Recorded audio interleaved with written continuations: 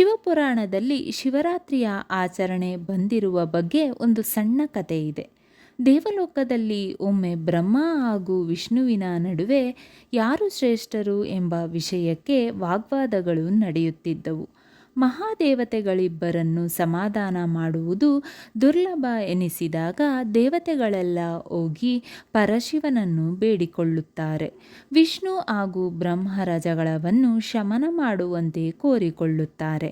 ಆಗ ವಿಷ್ಣು ಮತ್ತು ಬ್ರಹ್ಮರ ನಡುವೆ ಶಿವ ಅಗ್ನಿಕಂಬದ ರೂಪದಲ್ಲಿ ಬಂದು ನಿಂತು ತನ್ನ ಮೂಲವನ್ನು ಕಂಡುಹಿಡಿಯಲು ಸೂಚಿಸುತ್ತಾನೆ.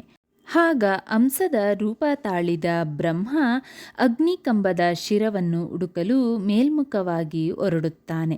ವಿಷ್ಣು ವರಾಹಾವತಾರ ತಾಳಿ ಕಂಬದ ತಳವನ್ನು ನೋಡುವುದಕ್ಕಾಗಿ ಪಾತಾಳಕ್ಕೆ. ಪೂರ್ತಿ ವಿಡಿಯೋವನ್ನು ಕೆಳಗಡೆ ಇರುವ ಲಿಂಕನ್ನು ಕ್ಲಿಕ್ ಮಾಡಿ ವೀಕ್ಷಿಸಿ.